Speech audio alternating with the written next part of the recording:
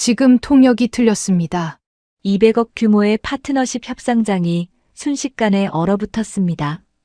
모두의 시선이 회의실 문 쪽으로 쏠렸는데 놀랍게도 그곳에는 청소복을 입은 백발의 노인이 서 있었습니다. 할머니, 중졸이시잖아요. 프랑스어를 어디서 배우셨다고. 하지만 프랑스 패션계 거물의 표정이 묘하게 변했습니다. 잠깐. 당신 혹시? 이야기 시작 전 구독과 좋아요 부탁드려요. 어느 곳에서 듣고 계신지 댓글 남겨주시면 반갑게 인사드리겠습니다. 이 모든 일이 시작된 건 불과 사흘 전이었습니다. 새벽 5시 서울 강남의 메종드벨 본사 건물. 복도 끝에서 청소 카트가 삐걱거리는 소리가 울려 퍼졌습니다. 황수님은 15년째 누구보다 먼저 출근했습니다. 74살의 몸으로 8개 층을 청소하는 건 쉬운 일이 아니었지만 수님에게는 멈출 수 없는 이유가 있었습니다. 아들이 5년 전 식당을 차릴 때 수님 명의로 대출 보증을 섰습니다. 그 빚이 아직 3천만 원 남아 있었고 수님이 문제라도 일으키면 아들 사업까지 연쇄 타격을 받을 판이었습니다. 거기에 손자가 수술을 앞두고 병원에 입원 중이었습니다. 입원비도 밀리고 있었고 다음 달 수술비까지 마련해야 했습니다. 이 자리를 잃으면 당장 다음 달이 막막했습니다. 수님은 12층 임원실 복도를 걸레로 닦으며 생각에 잠겼습니다. 그냥 조용히 살다 가자. 내 나이에 무슨 명예회복이야. 가족만 힘들어져. 50년 전 프랑스에서 돌아온 뒤 수님은 다시는 바늘을 잡지 않았습니다. 자기 이름조차 꺼내지 않았습니다. 젊은 날의 일이 그녀의 인생 전체를 닫아버렸기 때문입니다. 그때 엘리베이터가 열리더니 오진태 사장이 나타났습니다. 창업주의 아들이자 2대 사장. 그는 수님을 보더니 환하게 웃으며 다가왔습니다. 수님 씨, 고생이 많으시네요. 목소리는 다정했지만 그 안에 담긴 것은 다정함이 아니었습니다. 수님은 고개를 숙인 채 비켜섰습니다. 좋은 아침입니다, 사장님. 오진태가 수님의 청소 카트를 힐끗 보더니 말했습니다. 근데 수님 씨, 이런 일은 젊은 분들이 하셔야 하는 거 아닌가. 그는 수님의 굽은 허리를 위아래로 훑어보았습니다. 어르신 연세의 청소라니 몸도 생각하셔야지요. 가족분들은 뭐 하시나 몰라. 마치 걱정하는 척하면서 사람을 깎아내리는 말투였습니다. 수님은 아무 대답도 하지 않았습니다. 대답해봤자 달라질 게 없다는 걸 알았기 때문입니다. 오진태가 지나간 뒤 수님은 걸레를 짰습니다. 물이 양동이로 떨어지는 소리가 텅 빈 복도에 울렸습니다. 참아. 석 달만 더 참으면 손자 수술비 낼 수 있어. 그날 오후 메종드벨 전체가 술렁거리기 시작했습니다. 프랑스 명문 패션 그룹 메종 벨뷰에서 파트너십 제안이 들어온 것입니다. 200억 규모 계약입니다. 임원 회의에서 숫자가 나오자 회의실이 술렁거렸습니다. 메종 벨뷰와 손을 잡으면 브랜드 가치가 단숨에 2배로 뛸 수 있었습니다. 협상은 영어로 진행됩니다. 세린이가 실무를 맡아라. 오진태 사장이 딸을 바라보며 말했습니다. 오세린 해외 사업팀장. 미국 MBA 출신으로 영어는 유창했지만 프랑스어 회화는 서툴렀습니다. 네, 아버지. 맡겨주세요. 영어 협상이라면 문제 없었습니다. 3일 후 협상 당일. 메종드벨 본사 1층 로비가 분주해졌습니다. 프랑스에서 메종 벨뷰의 아시아 총괄 부사장이 도착한 것입니다. 피에르 뒤발, 58살. 은발의 날카로운 눈매를 가진 그는 프랑스 패션계의 거물이었습니다. 오진태 사장이 직접 로비까지 나와 그를 맞았습니다. 뒤발 부사장님 환영합니다. 영어로 인사를 건넸습니다.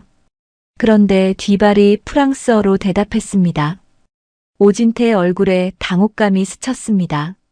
세린아, 뭐라고 하시는 거냐? 세린도 당황했습니다. 분명 영어 협상이라고 들었는데 뒤발은 프랑스어만 고집하고 있었습니다. 부사장님, 영어로 진행해도 될까요? 세린이 영어로 물었습니다. 뒤발이 차갑게 대답했습니다. 200억 규모 계약입니다. 제 모국어로 정확하게 소통하고 싶습니다. 문제 있습니까? 뒤발은 늘 첫 협상에서 상대의 준비 수준을 확인하곤 했습니다. 영어를 할 수 있었지만 핵심 조항만큼은 반드시 프랑스어로 짚는 게 그의 원칙이었습니다.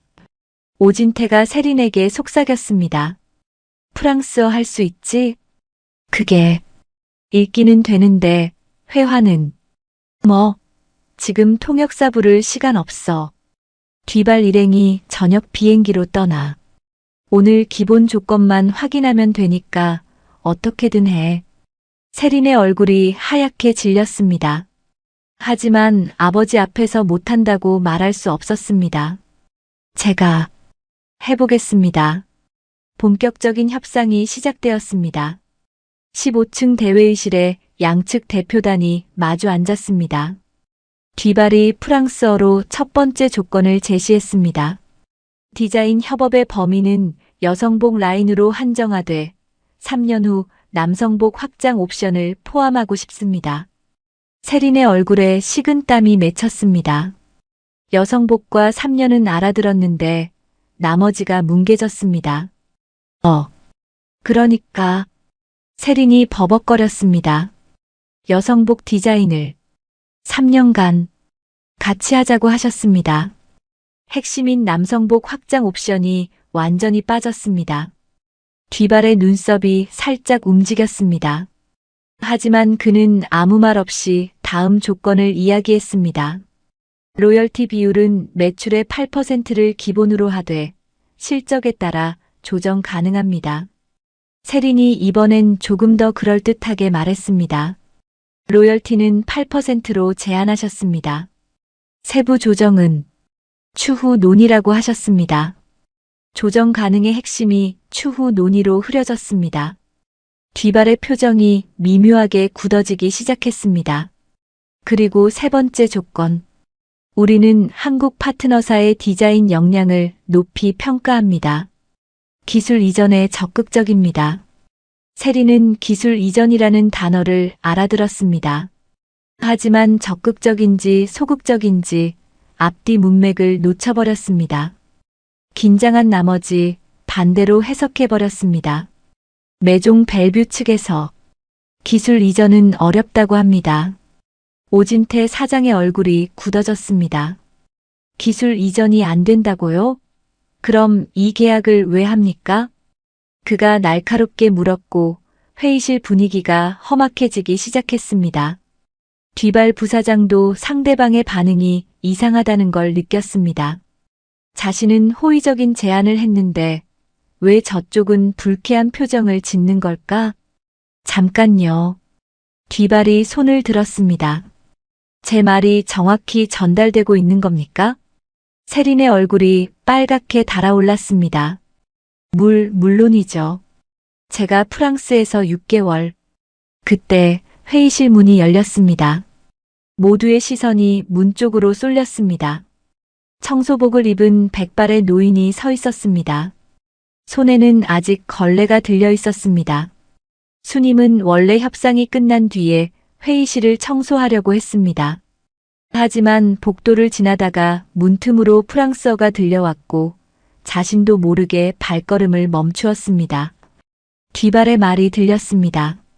그리고 세린의 통역이 들렸습니다. 수님의 표정이 굳어졌습니다. 저게 뭐야? 완전히 반대로 통역했잖아. 수님은 고개를 저으며 돌아서려 했습니다. 내가 나설 일이 아니야. 가만히 있자. 50년간 그래왔듯이 그냥 지나치면 됐습니다. 하지만 오진태 사장의 목소리가 들렸습니다. 기술 이전도 안 해주면서 200억을 달라고? 당신들 사기치러 온 겁니까? 뒤발의 얼굴이 굳어졌습니다. 뭐라고요? 내가 언제 그런 말을?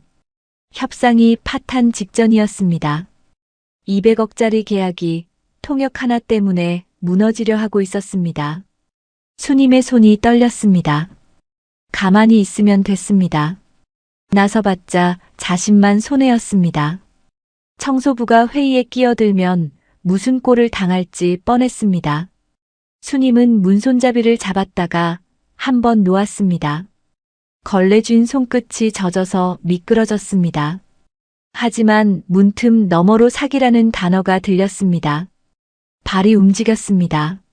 문을 밀고 들어갔습니다. 통역이 틀렸습니다. 회의실이 조용해졌습니다. 뭐야, 왜 들어와? 세린이 인상을 찌푸렸습니다. 죄송한데요, 지금 중요한 협상 중입니다. 나가주시겠어요? 통역이 틀렸다고요. 수님이 다시 말했습니다. 세린이 웃음을 터뜨렸습니다. 네. 청소 담당이 통역 문제를 말씀하시는 건 좀 과한 것 같은데요. 틀렸습니다. 수님이 물러서지 않았습니다. 세린의 눈이 가늘어졌습니다. 확인되지 않은 말씀으로 회의를 방해하시면 곤란합니다. 할머니 학력이 어떻게 되시죠? 중졸입니다. 수님이 대답했습니다. 하지만 프랑스어는 압니다. 그리고 수님이 뒤발을 향해 프랑스어로 말했습니다. 부사장님, 방금 말씀하신 조건이 정확히 전달되지 않았습니다. 기술 이전에 적극적이라고 하셨는데 정반대로 통역되었습니다. 유창하게, 막힘없이. 회의실이 완전히 얼어붙었습니다. 피에르 뒤발의 눈이 크게 떠졌습니다. 그는 수님을 뚫어지게 바라보았습니다. 완벽한 파리 억양. 그리고 어딘가 익숙한 업계에서만 쓰는 오래된 표현들. 잠깐. 뒤발이 펜을 내려놓았습니다. 당신, 혹시 파리에서 일한 적 있습니까? 회의실이 술렁거렸습니다. 수님은 대답하지 않았습니다. 심장이 미친 듯이 뛰었습니다. 50년 동안 꽁꽁 묻어두었던 것이 목구멍까지 차올랐습니다. 뒤발이 다시 물었습니다. 1970년대 메종 벨뷰 파리 본사에서 일한 적 있습니까? 수님의 손끝이 떨렸습니다. 그 이름을 마지막으로 들은 게 50년 전이었습니다. 회의실의 모든 사람들이 숨을 죽이고 지켜보았습니다. 중졸 청소부 할머니에게 프랑스 패션계 거물이 왜 저런 질문을 하는 걸까요? 회의실이 얼어붙은 채로 몇 초가 흘렀습니다. 어이 할머니.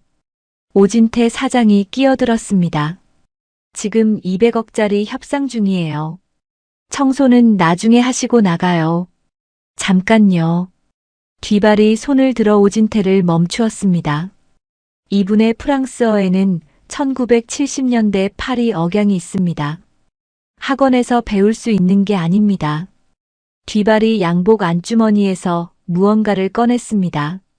낡은 손수건이었습니다. 하얀 리넨에 작은 꽃무늬. 50년 세월의 빛이 바랬지만 수놓은 자수는 또렷했습니다. 수님의 눈이 커졌습니다.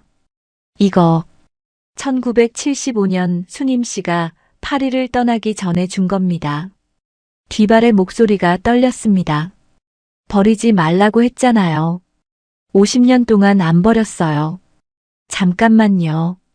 세린이 끼어들었습니다. 손수건 하나 가지고 뭘 증명하시려는 거예요? 뒤발이 수님을 바라보았습니다. 그럼 확인해 볼까요? 1973년 메종 벨뷰 작업실, 우리끼리 뭐라고 불렀습니까? 수님이 잠시 눈을 감았습니다. 비둘기장. 수님이 대답했습니다.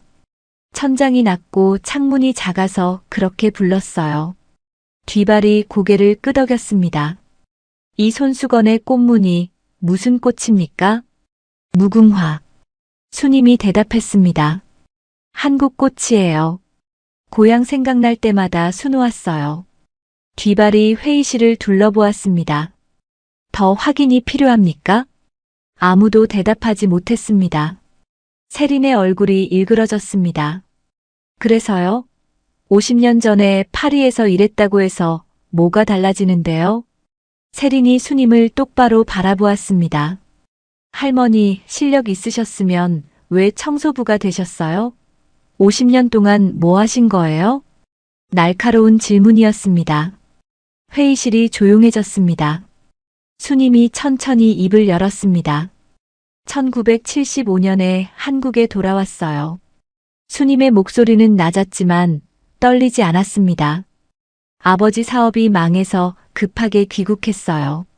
파리에서 배운 걸로 다시 시작하려고 했어요. 수님이 잠시 멈추었습니다. 그런데 누군가 소문을 퍼뜨렸어요. 학력 위조라고, 디자인 표절이라고. 회의실이 술렁거렸습니다. 증명서가 있었어요. 수료증도 재직 증명서도. 하지만 그때 한국에서 중졸 여자가 프랑스 유학 갔다 왔다는 말을 믿는 사람은 없었어요. 수님의 눈이 멀리 어딘가를 바라보았습니다. 그 뒤로는 바늘을 잡을 용기가 나지 않았어요. 회의실이 완전히 조용해졌습니다. 세린이 다시 입을 열었습니다. 과거 경력이 사실이라고 해도 지금 통역 문제와는 별개 아닙니까? 세린이 뒷발을 바라보았습니다. 부사장님, 이분이 50년 전에 뭘 하셨든 오늘 협상에서 저희가 실수한 건 맞습니다. 하지만 그건 저희가 수습할 문제예요. 청소 부분이 끼어들 일이 아니잖아요. 마지막 저항이었습니다. 뒷발이 차갑게 대답했습니다. 수습이요?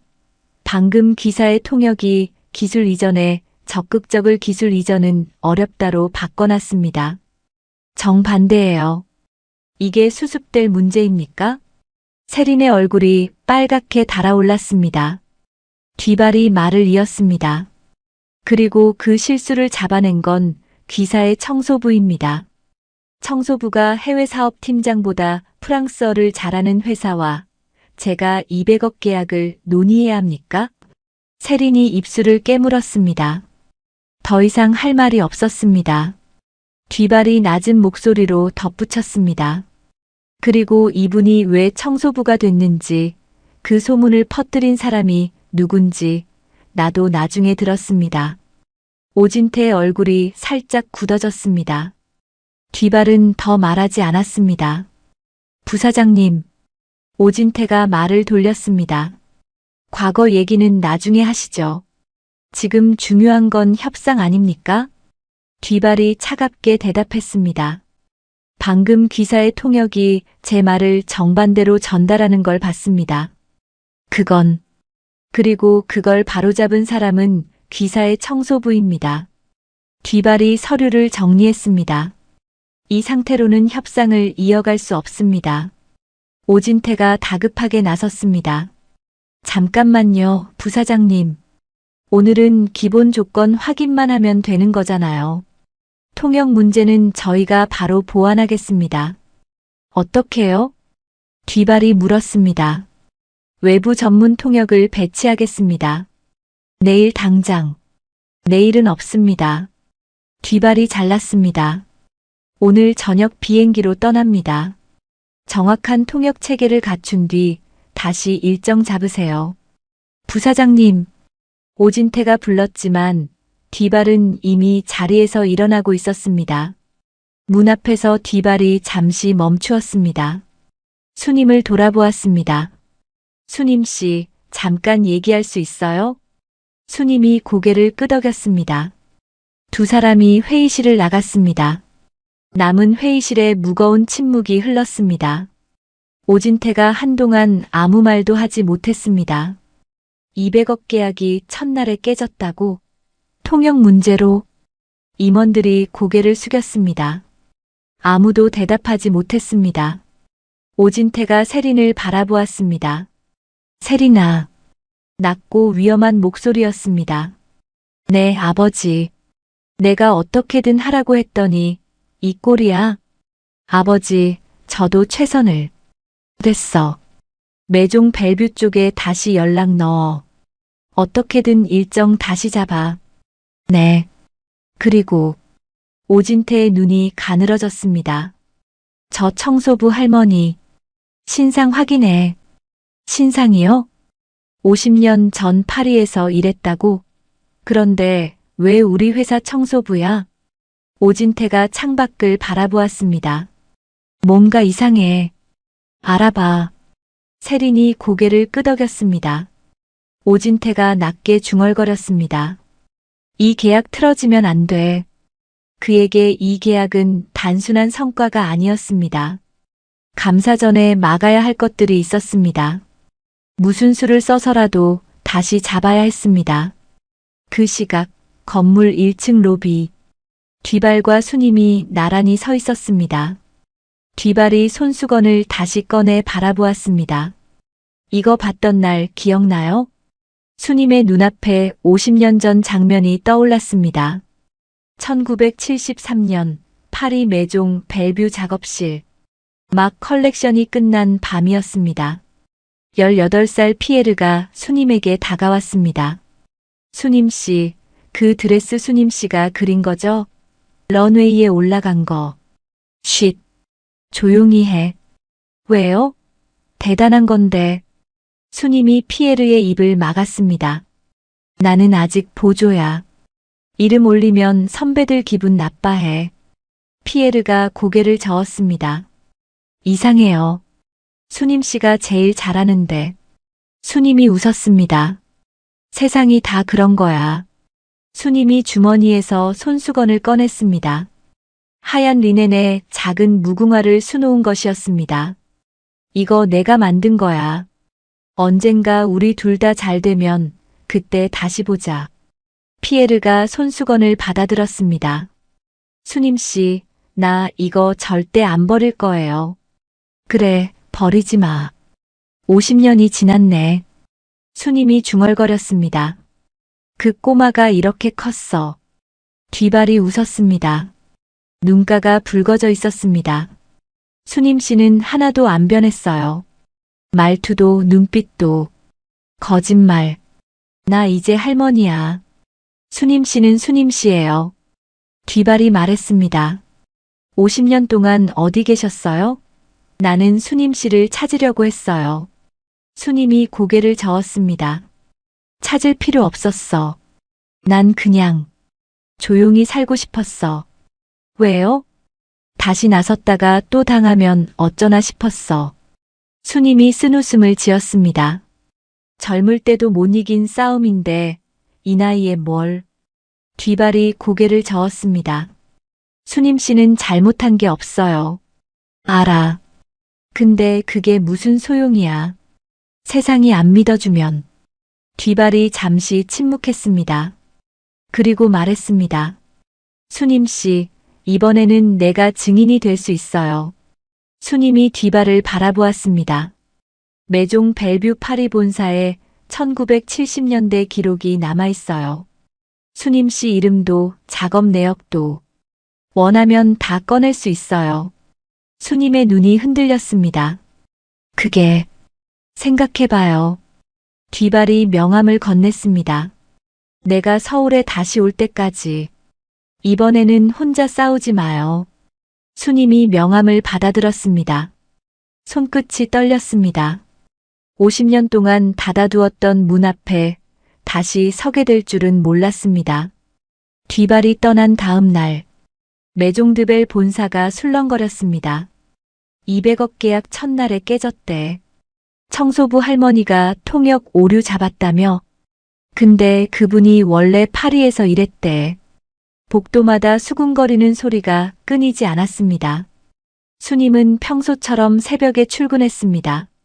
아무 일 없었다는 듯이 청소 카트를 끌고 복도를 돌았습니다. 하지만 오늘은 분위기가 달랐습니다. 어제까지 투명인간 취급하던 사람들이 오늘은 호기심 어린 눈으로 쳐다보았습니다. 수님은 못 들은 척했습니다. 걸레를 짜고 바닥을 닦고 쓰레기를 비우고 늘 하던 대로 했습니다. 오전 10시 마케팅팀 사무실. 차민경 대리가 자리에서 일어났습니다. 어젯밤 야근하다 들은 소문이 머릿속을 떠나지 않았습니다. 민경은 수님을 찾아 나섰습니다. 12층 복도 끝에서 수님을 발견했습니다. 할머니, 민경이 다가갔습니다. 수님이 돌아보았습니다. 민경 씨, 어제 일 들었어요. 민경이 잠시 망설이다가 물었습니다. 저번에 청소 카트에서 떨어진 스케치북 있잖아요. 페리스 1973이라고 적혀 있던 거요. 수님의 표정이 굳어졌습니다. 그걸 봤어요? 네. 일부러 본 건 아니었는데. 수님이 한동안 민경을 바라보았습니다. 이 회사에서 유일하게 자신에게 밥 먹었냐고 물어보던 사람. 그 스케치북, 아직 가지고 계세요? 민경이 조심스럽게 물었습니다. 저한테 보여주실 수 있어요? 왜요? 저도 패션 전공했거든요. 할머니 실력이 어느 정도인지 제 눈으로 확인하고 싶어요. 수님이 잠시 생각했습니다. 그리고 고개를 끄덕였습니다. 오늘 밤 야근해요? 네, 아마. 그때 보여줄게요. 세린의 사무실. 민경이 문을 열고 들어갔습니다. 세린이 책상에 앉아 서류를 뒤지고 있었습니다. 얼굴에 다크서클이 짙게 내려앉아 있었습니다. 부르셨습니까? 차대리. 세린이 고개를 들었습니다. 저 청소부 할머니 있잖아. 황수님. 민경의 표정이 굳어졌습니다. 그 할머니 주변 좀 알아봐줘. 평소 행동이나 다른 직원들 평판 같은 거.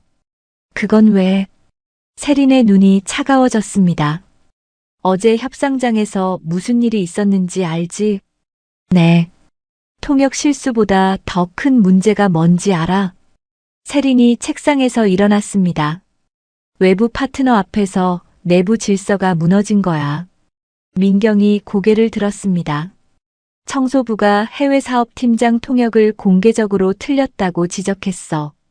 200억짜리 협상장에서, 외국인 부사장 앞에서. 세린이 민경을 똑바로 바라보았습니다. 이게 한번 허용되면 다음엔 뭐가 되겠어? 청소부가 임원회의에 끼어들어. 누가 누굴 무시하는 거야? 민경은 아무 말도 하지 못했습니다. 틀린 논리였습니다. 하지만 그럴듯하게 들리는 논리였습니다. 주변 반응 알아봐. 이번 주 안에. 네. 민경이 사무실을 나왔습니다. 그날 밤 11시. 마케팅팀 사무실에 불이 켜져 있었습니다. 민경이 야근을 하고 있었고 수님이 청소 카트를 끌고 들어왔습니다. 민경 씨, 할머니 오셨어요. 수님이 가방에서 낡은 스케치북을 꺼냈습니다. 너덜너덜한 표지. 50년 세월의 흔적이 고스란히 남아 있었습니다. 민경이 조심스럽게 스케치북을 받아들었습니다. 첫 장을 펼쳤습니다. 페리스 1973. 메종 벨뷰. 그 아래로 드레스 스케치가 펼쳐졌습니다. 민경의 손이 멈추었습니다. 세련된 라인. 정교한 디테일. 1970년대 파리 쿠티르의 정수가 담겨 있었습니다. 민경이 말없이 페이지를 넘겼습니다. 드레스, 코트, 재킷, 스커트. 수십 장의 스케치가 빼곡히 그려져 있었습니다. 한참을 넘기던 민경이 고개를 들었습니다. 이걸 묻어두신 거예요? 수님이 고개를 끄덕였습니다. 50년 동안요? 민경이 다시 스케치북을 내려다보았습니다. 너무 아깝네요. 수님이 쓴웃음을 지었습니다. 버리려고 몇 번이나 했어요. 근데 손이 안 가더라고. 왜요? 이것만은 내가 진짜였다는 증거니까. 민경의 눈가가 붉어졌습니다. 수님이 창밖을 바라보았습니다.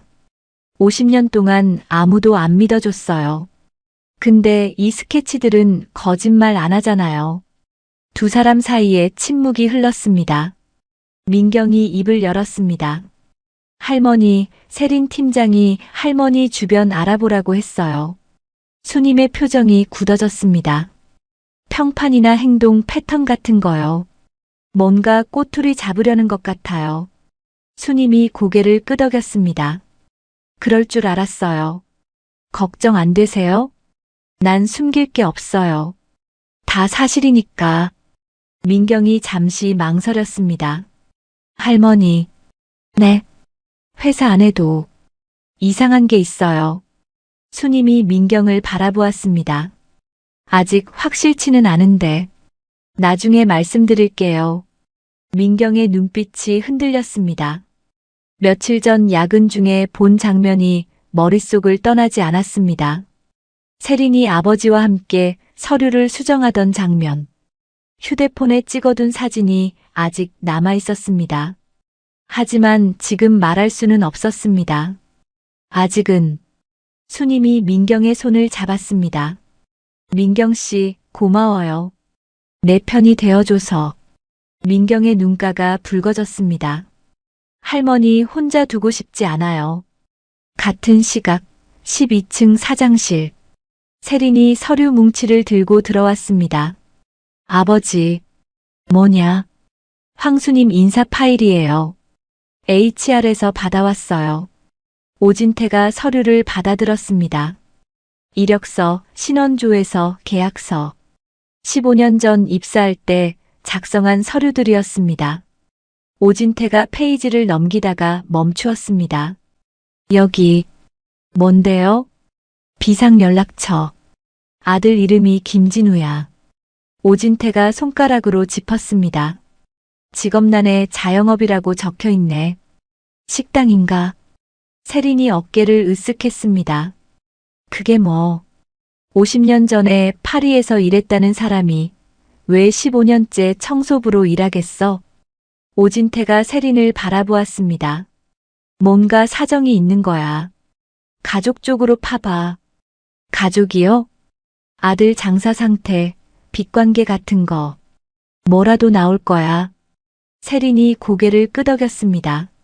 알겠어요. 오진태가 창밖을 바라보았습니다. 감사 전에 정리할 게 많아. 이번 계약 틀어지면 끝장이야. 그의 눈이 차갑게 빛났습니다. 저 할머니가 다시 끼어들면 그땐 확실하게 막아야 해. 알지? 네, 아버지. 세린이 나갔습니다. 오진태가 혼자 남았습니다. 창밖의 서울 야경이 그의 얼굴을 비추었습니다. 끝장. 그 말이 자신에게도 해당된다는 걸 그는 알고 있었습니다. 3일 후, 세린이 오진태 사장실로 들어왔습니다. 아버지, 찾았어요. 뭘? 황수님 아들 건이요. 아버지가 파보라고 하셨잖아요. 세린이 서류를 내밀었습니다. 신용조회 업체 통해서 알아봤어요. 오진태가 서류를 받아들었습니다. 김진우 강남에서 식당해요. 5년 전에 가게 차릴 때 대출 받았는데 세린이 손가락으로 짚었습니다. 어머니 명의로 보증 섰더라고요. 그리고 손자가 병원에 입원 중이래요. 수술 앞두고 있다고. 오진태의 입꼬리가 올라갔습니다. 이거야. 네. 이 할머니가 왜 15년 동안 여기서 숨죽이고 살았는지 알겠어. 오진태가 서류를 내려놓았습니다. 아들이랑 손자 때문이야. 오진태가 메모를 내려놓았습니다. 협상 다시 잡히면 저 할머니 불러. 뭐라고 해요? 직접적으로 말할 필요 없어. 아들 가게 얘기, 손자 병원비 얘기. 슬쩍 꺼내기만 해. 알아서 알아들을 거야. 세린이 고개를 끄덕였습니다. 제가 직접 할게요. 확실하게 해. 이번엔 입도 못 열게. 그날 오후, 수님이 청소를 하고 있는데 세린이 다가왔습니다. 황수님 씨. 수님이 고개를 들었습니다. 세린이 처음으로 자신을 이름으로 불렀습니다. 잠깐 얘기 좀 할까요? 무슨 일이신데요? 여기서 말하긴 좀 그러니까 저쪽 빈 회의실로 가시죠. 수님이 걸레를 내려놓았습니다. 빈 회의실. 세린이 문을 닫았습니다. 단도직입적으로 말할게요. 세린이 수님 앞에 섰습니다. 매종 벨뷰 협상이 다음 주에 다시 잡혔어요. 수님이 고개를 끄덕였습니다. 그때 황수님 씨는 회의실 근처에 오지 마세요. 청소 스케줄 바꿀게요. 그 시간에는 다른 층 배정해 드릴 테니까. 수님이 세린을 바라보았습니다. 이유를 여쭤봐도 될까요? 세린이 웃었습니다. 부드럽고 차가운 웃음이었습니다. 황수님 씨, 아드님 식당 잘 되고 있죠? 수님의 표정이 굳어졌습니다. 강남에서 장사하시는 거 맞죠? 5년 됐다고 들었는데. 대출 보증도 서셨다면서요. 손자분도 수술 앞두고 있다고 하던데. 수님의 손이 떨렸습니다. 세린이 한 발짝 다가왔습니다. 황수님 씨가 회사에서 문제 일으키면 아드님 가게랑 손자분 수술에 영향이 갈 수 있어요. 아시죠? 금융 쪽은 복잡하잖아요. 보증인 신용에 문제가 생기면. 잘 아시겠지만. 세린이 어깨를 으쓱했습니다. 저도 황수님 씨랑 싸우고 싶지 않아요. 그냥 조용히 지내시면 아무 일 없을 거예요. 수님이 한동안 아무 말도 하지 못했습니다. 50년 전과 똑같았습니다. 권력 앞에서 입을 다물어야 했습니다. 가족을 지키려면 참아야 했습니다. 알겠습니다. 수님이 고개를 숙였습니다. 세린이 만족스러운 표정을 지었습니다. 역시 현명하시네요. 그럼 잘 부탁드려요. 세린이 회의실을 나갔습니다. 수님이 혼자 남았습니다. 수님은 한참을 그 자리에 서 있었습니다. 손이 떨렸습니다. 또야.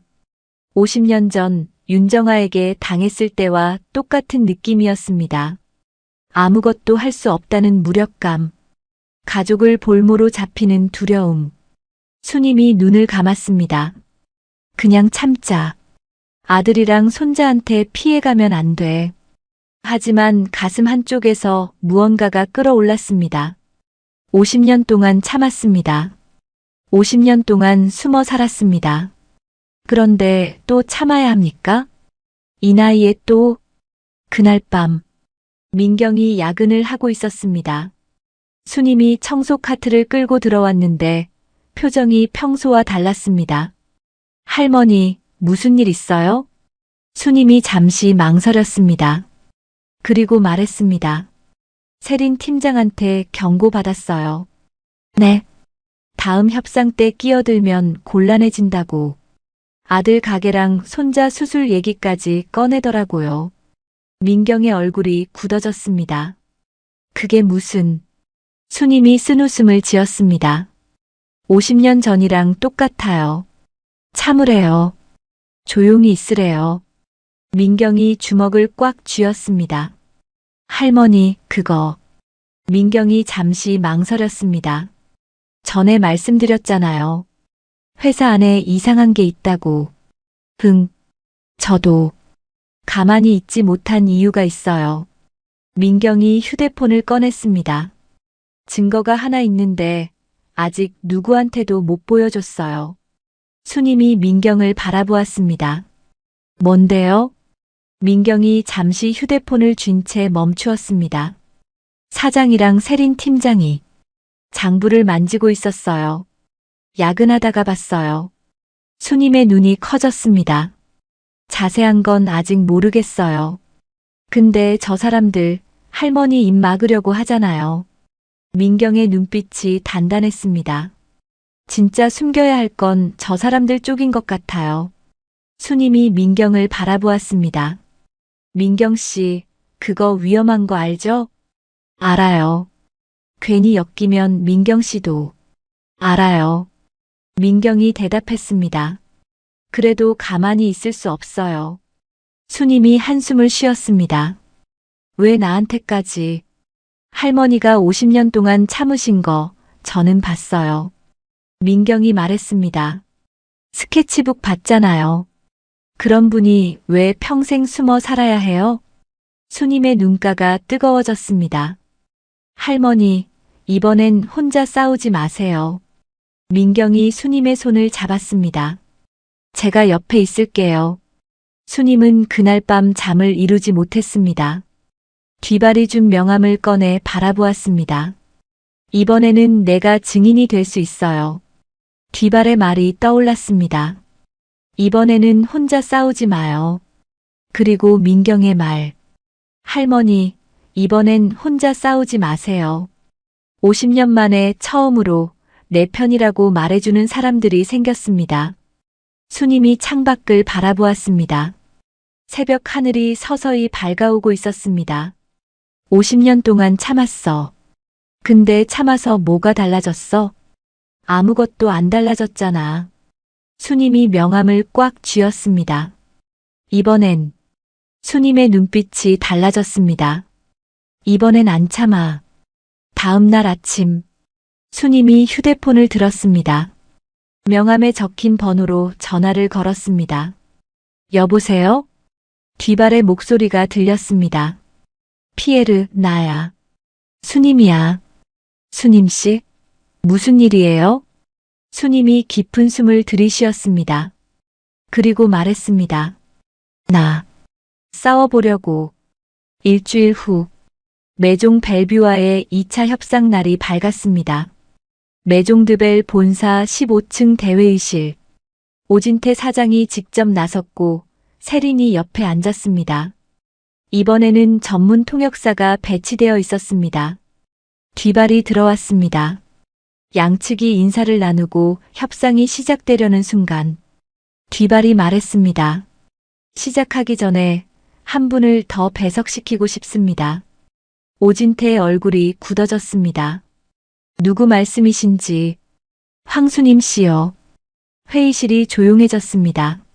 세린이 끼어들었습니다. 부사장님, 그분은 저희 회사 청소 직원이에요. 협상에 배석할 이유가.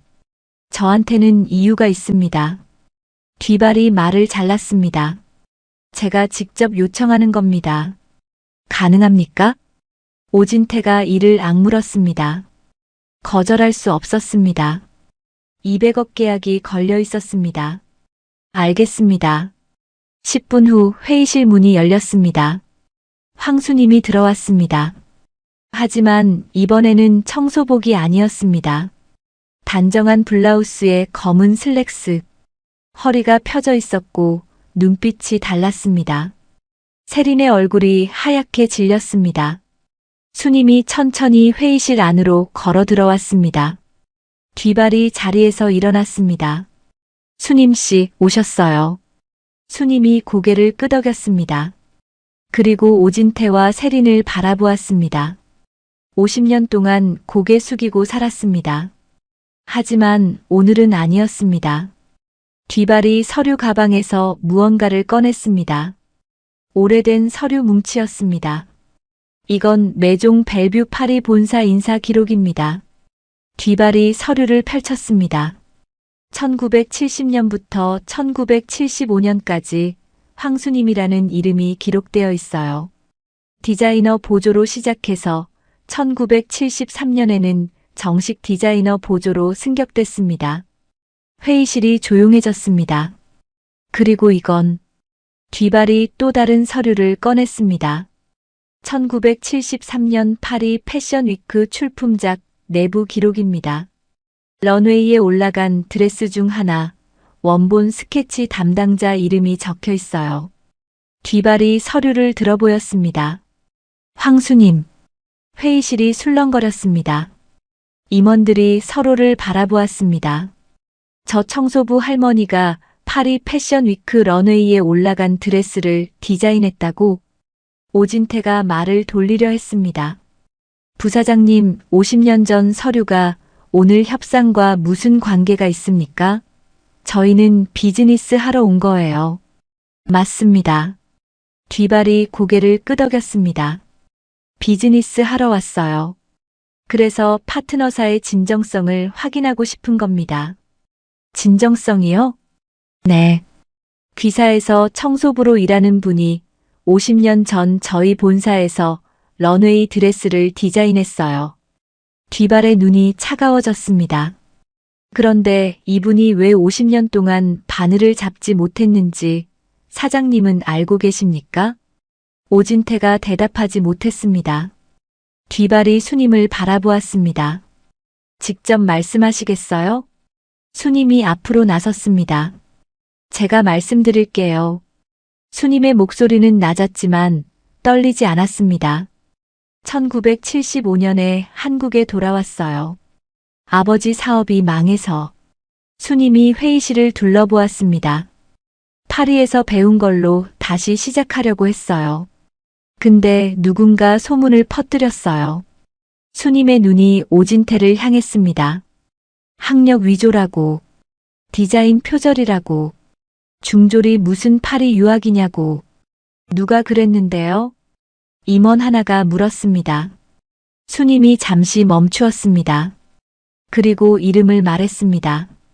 윤정아. 회의실이 조용해졌습니다. 윤정아. 한국 패션계 원로. 이 업계에서 모르는 사람이 없는 이름이었습니다. 오진태의 얼굴이 굳어졌습니다. 그의 어머니와 40년 절친. 메종드벨 초창기 브랜드 자문이었던 사람. 그분이 업계에 소문을 퍼뜨렸어요. 파리 경력 있는 사람이 들어오니까 자기 자리가 위협받는다고 생각했나 봐요. 수님의 목소리가 담담했습니다. 증명서가 있어도 소용없었어요. 윤정아한테 찍히기 싫어서 아무도 안 받아줬어요. 그래서 50년 동안 바늘을 잡지 못했어요. 청소부로 살았어요. 바늘을 잡지 못했어요. 청소부로 살았어요. 회의실이 완전히 조용해졌습니다. 세린이 끼어들었습니다. 잠깐만요. 50년 전 일이 지금 협상이랑 무슨 상관이에요? 세린이 뒤발을 바라보았습니다. 그리고 그 윤정아 선생님이 그랬다는 게 사실인지 어떻게 알아요? 증거가 있어요? 수님이 세린을 바라보았습니다. 증거요? 수님이 가방에서 스케치북을 꺼냈습니다. 너덜너덜한 50년 된 스케치북. 이게 제 증거예요. 수님이 스케치북을 펼쳤습니다. 1973년 파리에서 제가 그린 스케치들이에요. 런웨이에 올라간 드레스 원본도 있어요. 수님이 뒤발이 가져온 서류와 스케치북을 나란히 놓았습니다. 비교해보세요. 메종 벨뷰 기록에 있는 디자인이랑 제 스케치가 같은지. 임원들이 서류와 스케치북을 번갈아 보았습니다. 같았습니다. 선 하나까지. 오진태가 입을 열었습니다. 그래서 뭘 어쩌자는 겁니까? 그의 목소리가 떨렸습니다. 50년 전 일을 지금 와서 파헤쳐서 뭘 어쩌겠다는 거예요? 그때 일은 그때 일이고 지금은 지금 아닙니까? 수님이 오진태를 똑바로 바라보았습니다. 맞아요. 그때 일은 그때 일이에요. 수님의 목소리가 단단했습니다. 근데 사장님, 50년 전 일은 제가 참았어요. 수님의 눈이 오진태를 향했습니다. 이번 건 다릅니다. 아들 가게랑 손자 수술 얘기 꺼내면서 협박한 건 세린 팀장이에요. 세린이 벌떡 일어났습니다. 그건 오해예요. 오해요? 수님이 세린을 바라보았습니다. 아들 대출 보증 얘기하면서 조용히 있으라고 했잖아요. 회의실이 술렁거렸습니다. 임원들의 시선이 세린에게 쏠렸습니다. 세린의 얼굴이 빨갛게 달아올랐습니다. 저는 그랬어요. 수님이 말을 잘랐습니다. 저는 사과받으러 온 게 아니에요. 수님이 뒤발을 바라보았습니다. 그냥 진실을 말하러 온 거예요. 50년 동안 못한 말을. 뒤발이 일어났습니다. 저는 오늘 확인하고 싶었던 걸 확인했습니다. 뒤발이 서류를 정리했습니다. 황수님 씨는 메종 벨뷰가 인정하는 디자이너입니다. 50년 전에도 그랬고 지금도 그렇습니다. 뒤발이 오진태를 바라보았습니다. 협상은 계속하겠습니다. 다만 한 가지 조건이 있어요. 뭔데요? 황수님 씨를 귀사 디자인 자문으로 배치해 주세요. 오진태의 눈이 커졌습니다. 뭐라고요? 청소부가 아니라 자문으로요. 그게 저희 조건입니다. 오진태가 말문이 막혔습니다. 세린이 끼어들었습니다. 그건 너무 거절하셔도 됩니다. 뒤발이 웃었습니다. 그러면 저희는 다른 파트너를 찾겠습니다. 200억 계약. 그리고 오진태에게는 그보다 더 급한 사정이 있었습니다. 감사 전에 성사시켜야 하는 이유가. 오진태가 이를 악물었습니다. 알겠습니다. 협상이 끝났습니다. 사람들이 회의실을 빠져나갔습니다. 수님이 복도에 서 있었습니다.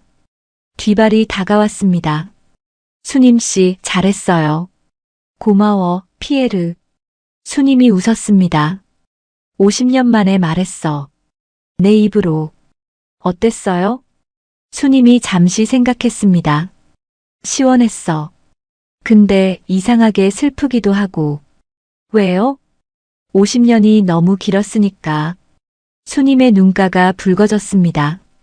그 시간을 돌릴 수는 없으니까. 뒤발이 수님의 어깨를 잡았습니다. 돌릴 수는 없어요. 근데 앞으로는 달라지잖아요. 수님이 고개를 끄덕였습니다. 그때 민경이 달려왔습니다.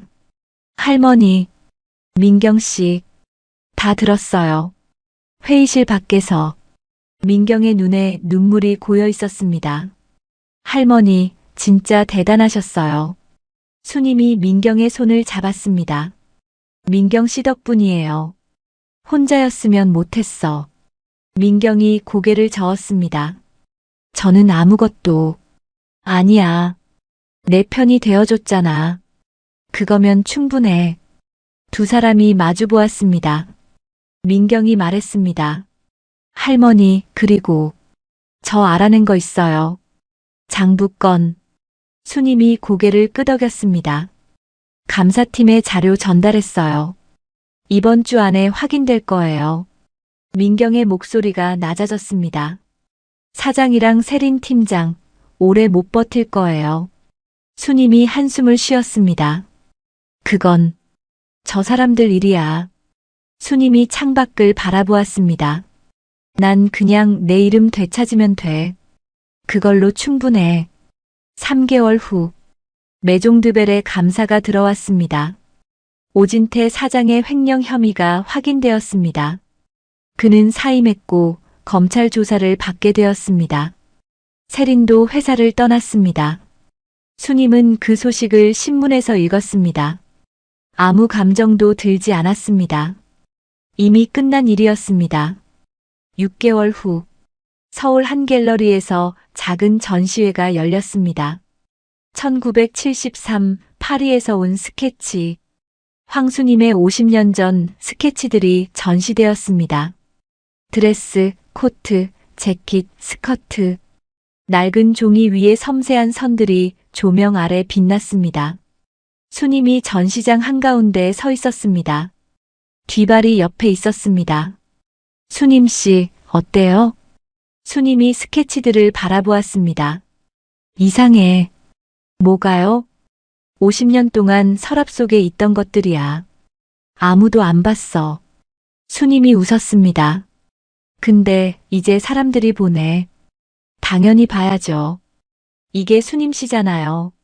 수님의 눈가에 눈물이 맺혔습니다. 50년이 걸렸습니다. 50년 동안 묻고 살았습니다. 하지만 결국 자기 이름을 되찾았습니다. 고마워. 수님이 중얼거렸습니다. 포기하지 않아줘서 고마워, 나한테. 전시장 한쪽에서 민경이 관람객들에게 스케치를 설명하고 있었습니다. 수님이 그 모습을 바라보았습니다. 민경이 눈이 마주치자 손을 흔들었습니다. 수님이 웃으며 손을 흔들어 주었습니다. 50년 동안 혼자였습니다. 하지만 이제는 아니었습니다. 여러분, 오늘 이야기 어떻게 들으셨나요? 50년 동안 묻혀있던 이름도 끝내 제자리를 찾을 수 있다는 걸 보여준 이야기였습니다. 여러분 마음속에도 다시 꺼내고 싶은 꿈이 있으신가요? 댓글로 남겨주시면 제가 하나하나 읽어보겠습니다. 우리는 또 단짝처럼 다음 이야기에서 만날게요. 지금까지 사연단짝이었습니다. 이 맛이 아니야. 이석권 회장의 손이 테이블 위 접시를 밀어냈습니다.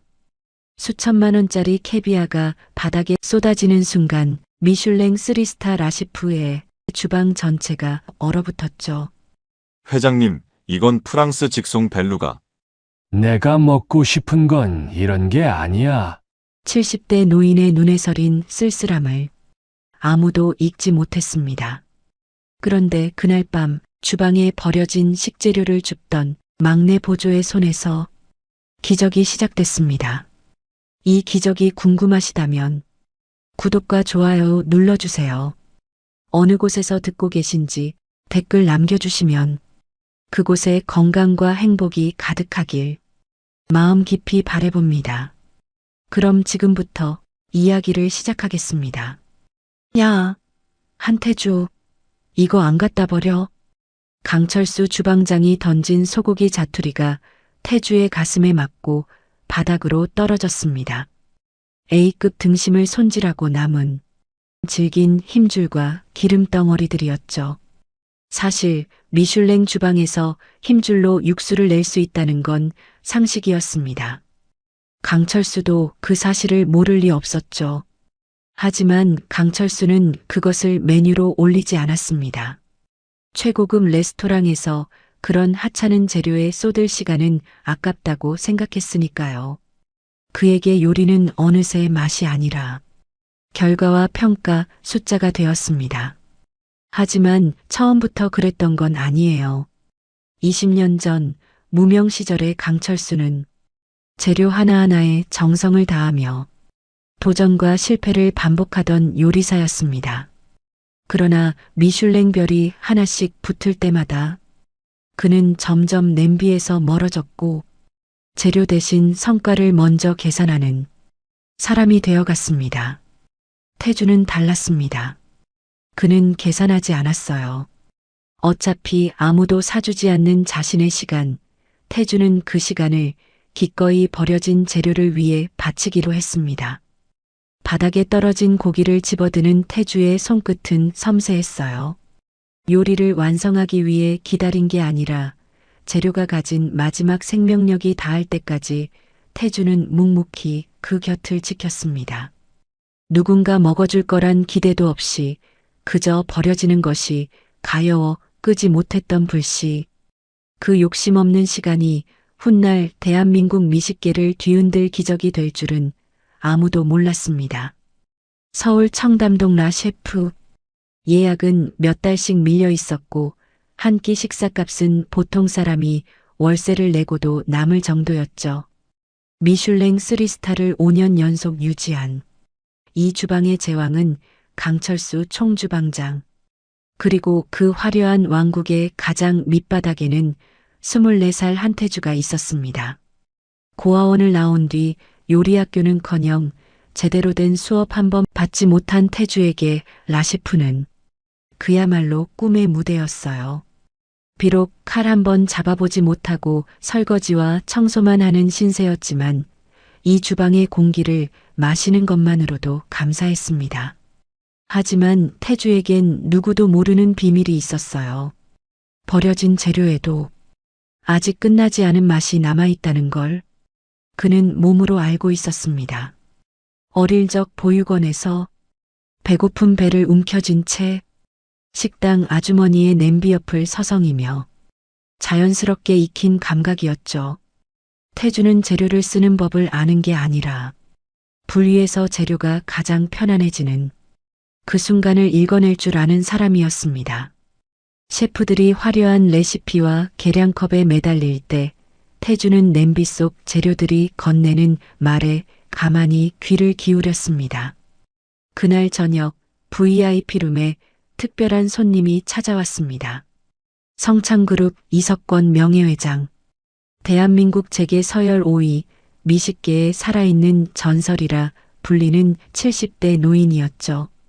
하지만 그는 6개월 전 암수술을 받은 뒤로 입맛을 완전히 잃은 상태였습니다.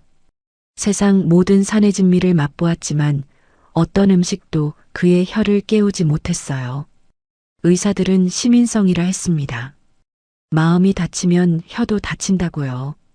회장님, 이건 제가 직접 공수한 알바 트러플입니다. 시가로만 3천만 원이 넘는. 강철수가 자신있게 내민 접시를 회장은 거들떠보지도 않았습니다. 강 셰프, 자네는 내 배에 칼자국이 있다는 걸 잊었나 보군. 회장의 목소리가 차갑게 가라앉았어요. 이 기름진 고기와 독한 트러플 향이 내겐 고문처럼 느껴진다는 걸 말이야. 프랑스 부르고뉴 와인에 48시간 마리네이드한 한우 안심도 드셔보시죠. 맛이 없어. 전부 과해. 20년 경력의 미슐랭 셰프가 이렇게 처참하게 무시당한 건 처음이었어요. 강철수의 얼굴이 흑빛으로 변했습니다. 바로 그 시각 주방 구석에서 태주는 작은 냄비를 끓이고 있었습니다.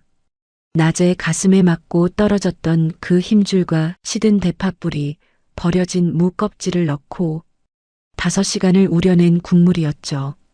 젤라틴이 녹아 실크처럼 부드러워진 육수, 대파뿌리에 캐러멜라이징된 단맛, 무 껍질이 더한 깊은 감칠맛.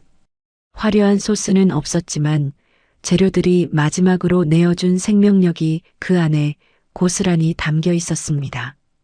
그때 VIP룸에서 다급한 목소리가 들려왔어요. 회장님이 입을 헹굴 맑은 국물을 찾으셔. 무겁지 않은 걸로. 당장 준비해. 강철수는 당황했습니다. 라시프에는 그런 하찮은 메뉴 따위는 없었거든요. 바로 그 순간 태주가 조심스럽게 자신의 작은 냄비를 들고 나타났습니다. 셰프님, 제가 연습 삼아 끓여본 국물이 있는데. 강철수는 냄비를 낚아채 한 모금 맛봤습니다. 그의 눈이 번쩍 떠졌죠. 이게 그 쓰레기로 만든 맛이라고? 하지만 인정할 수 없었습니다. 이거 내가 아껴둔 육수다. 이걸로 내. 국물이 이석권 회장 앞에 놓였습니다.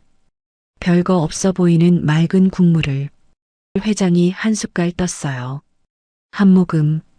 그의 눈이 번쩍 떠졌습니다. 두 모금, 세 모금. 멈출 줄 모르던 회장의 손이 갑자기 멈췄습니다. 이건 뭐지? 회장의 눈에 물기가 어렸어요. 장을 건드리지 않고 스며드는군. 무의 시원함이 더부룩한 속을 씻어내고 고기의 깊은 맛이 기력을 보충해주네. 그가 천천히 숟가락을 내려놓았습니다. 어머니. 눈물이 흘러내렸어요. 60년 전 전쟁 직후에 어머니가 끓여주시던 그 국물 맛이야. 아무것도 없던 시절 뼈다귀 하나로 온 식구를 살리시던. 회장이 강철수를 똑바로 쳐다봤습니다. 강 셰프, 이 국물은 자네가 만든 게 아니지? 강철수의 등에 식은땀이 흘렀습니다. 이 맛은 욕심이 없는 사람만이 낼 수 있는 맛이야. 회장의 시선이 그의 뒤로 향했어요. 낡은 앞치마를 두른 채 떨고 있는 청년에게요. 거기, 자네. 이 국물, 자네가 만든 건가? 태주는 아무 말도 할 수 없었습니다. 이름이 뭔가? 한태주입니다. 태주야. 회장이 오랜만에 미소를 지었습니다. 자네, 내 수술 부위까지 생각하고 끓인 건가? 아니면 그냥 우연인가? 태주는 고개를 저었어요. 저는 그냥 재료가 가장 편안하게 우러나는 방법을 택했을 뿐입니다. 회장의 눈이 빛났습니다. 재료가 편안하면 먹는 사람의 몸도 편안해진다. 이거로군. 그가 중얼거렸어요. 넌 대체 누구냐? 그 순간 강철수의 눈에서 증오의 불꽃이 타올랐습니다. 자신이 20년간 쌓아올린 명성을 쓰레기통을 뒤지던 막내 녀석이 단 한 그릇으로 무너뜨렸으니까요. 저 자식 반드시 없애버리겠어. 화려한 왕국의 밑바닥에서 피어난 한 송이 꽃. 그 꽃을 꺾으려는 손이 이미 움직이기 시작했습니다. 그날 이후 강철수의 태도가 달라졌습니다. 겉으로는 아무 일 없다는 듯 굴었지만 태주를 바라보는 눈빛에는 차가운 칼날이 서려 있었죠. 한태주, 오늘부터 식재료 창고 정리도 내가 해. 네, 셰프님. 재고 목록 작성도 내 몫이야. 빠진 거 있으면 내 책임이니까. 이상했습니다. 지금껏 창고는 부주방장 관할이었거든요. 하지만 태주는 의심하지 않았어요. 오히려 더 많은 일을 맡긴다는 건 그만큼 자신을 인정해준다는 뜻이라 생각했죠. 순진했습니다. 덫이 조여오고 있다는 걸 전혀 눈치채지 못했어요. 2주가 지났습니다. 어느 날 아침 태주가 출근하자 주방 분위기가 싸늘하게 얼어붙어 있었어요. 요리사들이 수군거리며 그를 피했고 눈을 마주치는 사람이 아무도 없었죠. 한태주, 강철수가 태주를 불렀습니다. 그의 옆에는 양복을 빳빳하게 차려입은 남자 2명이 서 있었어요. 이분들은 본사 감사팀이야. 감사팀이요? 지난 한 달간 고급 식재료가 대량으로 사라졌어. 알바 트러플, 벨루가 캐비아, 이베리코 하몽. 강철수가 종이 한 장을 태주 앞에 내밀었습니다. 시가로 따지면 8천만 원어치야. 그리고 이 기간 동안 창고 관리 담당은 그가 천천히 미소를 지었어요. 너였지? 태주의 머릿속이 하얘졌습니다. 저는 그런 적 없습니다. 매일 재고 확인하고 목록 작성했어요. 그 목록이 조작됐다는 거야. 감사팀 직원이 차갑게 말했습니다. CCTV 확인 결과 새벽 시간대에 창고를 드나든 사람은 한태주 씨 뿐이었습니다. 그건 청소하러 간 거예요. 저는 식재료 손대지 않았습니다. 그럼 이건 뭐지? 강철수가 태주의 사물함 쪽으로 걸어갔습니다. 자물쇠를 끊고 문을 열자 안에서 진공 포장된 트러플 3덩이가 쏟아져 나왔어요. 어떻게 이게? 태주는 눈앞이 캄캄해졌습니다. 저건 자신이 넣은 게 아니었거든요. 변명은 경찰서에서 해. 강철수의 입꼬리가 올라갔습니다. 그 찰나 태주는 깨달았어요. 이건 처음부터 짜여진 각본이었다는 걸. 그날 오후 태주는 라셰프에서 쫓겨났습니다. 경찰 조사까지는 가지 않았어요. 내가 훔친 거 다 알지만 어린 녀석 인생 망치기도 그렇고. 강철수가 자비로운 척 말했습니다. 조용히 나가면 고소는 안 할게. 대신 그의 손이 태주의 칼 가방을 가리켰어요. 이건 두고 가. 손해배상 대신이라고 생각해. 그 칼은 태주가 고아원 퇴소할 때 원장 선생님께 받은 유일한 선물이었습니다. 언젠가 내가 최고의 요리사가 되면 이 칼로 첫 요리를 해라. 그동안 소중히 간직해온 칼이었어요. 그것만은 뭐? 훔친 놈이 협상하자는 거야? 강철수가 비웃었습니다. 칼 놔두고 꺼져. 아니면 고소할게. 내 선택이야. 태주의 손이 떨렸습니다. 하지만 어쩔 수 없었어요. 전과자가 되면 다시는 주방에 설 수 없으니까. 그는 칼 가방을 내려놓았습니다. 10년의 꿈이 바닥에 떨어지는 소리가 났어요. 라셰프를 나선 태주의 주머니에는 3만 원이 전부였습니다. 월세방 보증금은 이미 몇 달 전에 바닥났고 이번 달 월급은 손해배상이라는 명목으로 압류당했죠. 갈 곳이 없었습니다. 해가 지고 거리에 찬바람이 불기 시작했어요. 태주는 청담동 골목 어딘가에 쪼그려 앉았습니다. 왜지? 내가 뭘 잘못한 거지? 그냥 버려지는 게 아까워서 국물을 끓였을 뿐인데. 눈물이 흘러내렸습니다. 주먹으로 눈을 비벼도 멈추지 않았어요. 그때 주머니 속 핸드폰이 울렸습니다. 모르는 번호였죠. 여보세요. 한태주 군 맞나? 낯익은 목소리였습니다. 나 이석건이야. 그날 잔에 국물에 눈물 흘렸던 늙은이. 태주는 숨을 멈췄어요. 회장님, 저는 저는 지금 목소리가 떨려서 말을 잇지 못했습니다. 알고 있어. 강철수 그 자식이 뭔 짓을 했는지 다 알아. 회장의 목소리가 단단해졌어요. 그러니까 거기서 움직이지 말고 기다려. 아직 끝난 게 아니야. 전화가 끊어졌습니다. 태주는 멍하니 핸드폰을 바라봤어요. 아직 끝난 게 아니라고? 차가운 바람이 불었지만 가슴 한구석에서 작은 불씨가 살아났습니다. 꺾이지 않는 불씨. 그게 뭔지 태주는 아직 몰랐습니다. 하지만 그날 밤 그는 포기하지 않기로 했어요. 이석권 회장의 전화를 받은 그날 밤 태주는 한참을 고민했습니다. 회장님이 도와주신다면 다시 일어설 수 있을지도 몰라요. 하지만 태주는 그 손을 잡지 않았습니다. 누군가의 힘으로 다시 서는 건 진짜 서는 게 아니라고 생각했거든요. 내 요리가 진짜라면 바닥에서부터 다시 증명해야지. 태주는 회장에게 짧은 문자를 보냈습니다. 감사합니다. 하지만 저는 제 힘으로 다시 시작해 보겠습니다. 답장은 없었어요. 그렇게 태주는 다시 혼자가 됐습니다. 새벽 4시 노량진 수산시장. 태주는 생선 상자를 나르는 일용직으로 하루를 시작했습니다. 등짝이 땀으로 젖고 손은 생선 비늘로 번들거렸죠. 하지만 그보다 태주의 눈길을 사로잡은 건 따로 있었어요. 시장 한구석에 버려진 파치 채소 더미였습니다.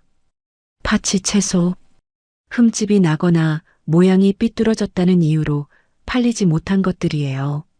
배추 겉잎, 못생긴 무, 휘어진 대파, 찌그러진 양파. 상인들 눈에는 쓰레기였지만 태주의 눈에는 달랐습니다. 이 배추 겉잎. 말리면 깊은 단맛이 나올 텐데. 이 무는 겉만 깎아내면 속이 얼마나 단단한지 몰라. 태주는 상인 아주머니에게 조심스럽게 물었어요. 이거 버리시는 거면 제가 가져가도 될까요? 뭐? 이 쓰레기를? 뭐에 쓰려고? 요리요. 아주머니가 피식 웃었습니다.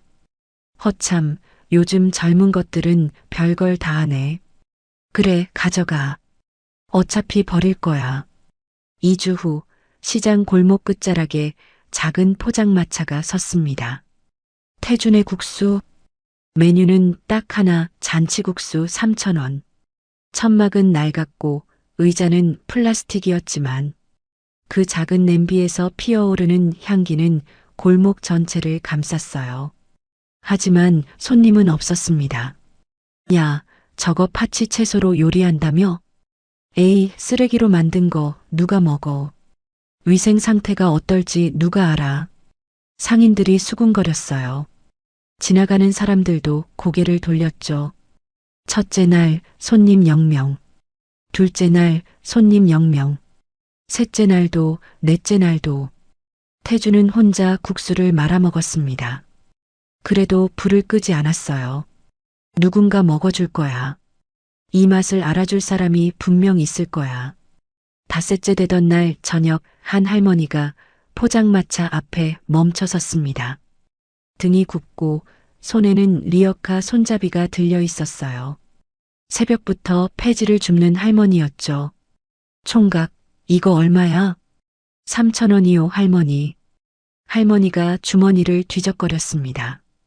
구겨진 1,000원짜리 2장이 나왔어요. 2,000원밖에 없는데 반만 줄 수 있어? 태주는 잠시 할머니를 바라봤습니다. 굽은 등, 갈라진 손, 지친 눈. 문득 보육원 시절이 떠올랐어요. 배고파서 잠들지 못하던 밤들. 누군가 따뜻한 국물 한 그릇만 줬어도 좋았을 그 시간들. 할머니, 그냥 드세요. 오늘 첫 손님이시니까 서비스예요. 태주는 국수를 푸짐하게 담았습니다. 태주만의 감각으로 골라낸 파치 채소로 우려낸 육수에 야채들을 황금 비율로 섞은 양념장. 못생긴 재료들이 만들어낸 완벽한 조화였죠. 할머니가 한 젓가락 입에 넣었습니다. 우물우물 씹던 할머니의 움직임이 멈췄어요. 그리고 눈물이 흘러내렸습니다. 총각, 이게 무슨 맛이야? 할머니의 목소리가 떨렸어요. 우리 엄마가 내가 어릴 때 해주던 국수 맛이야. 70년도 더 된 그 맛인데. 태주의 가슴이 뜨거워졌습니다. 맛있게 드세요, 할머니. 그날 이후 이상한 일이 벌어지기 시작했습니다. 할머니가 다음날 또 왔어요. 그 다음날은 할머니 친구 2명을 데리고 왔죠. 이 총각 국수가 그렇게 맛있대? 먹어봐, 옛날 그 맛이야. 1명이 2명 되고 2명이 5명 됐습니다. 새벽에 일하는 상인들이 하나둘 줄을 서기 시작했어요. 야, 파치로 요리한다며? 근데 왜 이렇게 맛있어? 이 양반 라 셰프 출신이래. 뭐? 미슐랭 3스타? 왜 여기서 국수를 팔아? 사연이 있나 보지 뭐. 소문이 퍼졌습니다. SNS에 누군가 사진을 올렸어요. 노량진 시장 골목, 3,000원짜리 국수의 기적. 파치 채소로 만든 미슐랭급 국수. 시장 바닥에 숨은 미식. 조회수가 폭발했습니다. 일주일 만에 줄이 골목 끝까지 늘어섰어요. 어느 날 저녁, 낯익은 검은 승용차 한 대가 시장 입구에 멈춰 섰습니다. 차에서 내린 건 70대 노인이었어요. 지팡이를 짚고 천천히 걸어오는 그를 보고 태주는 숨을 멈췄습니다. 이석권 회장이었습니다. 허허, 문자 한 통 보내놓고 연락도 없더니 여기서 이러고 있었군. 회장이 포장마차 앞에 서서 피식 웃었어요. 바닥에서부터 다시 증명하겠다더니 진짜 그러고 있었어. 태주는 아무 말도 못했습니다. 회장이 플라스틱 의자에 털썩 앉았어요. 나도 한 그릇 주게. 3,000원이라며? 태주의 손이 떨렸습니다. 하지만 이내 냄비 앞에 섰어요. 가장 정성스럽게 가장 태주다운 국수를 말았습니다. 회장이 한 젓가락 맛보더니 고개를 끄덕였어요. 그래, 이 맛이야. 욕심 없는 손이 만든 맛.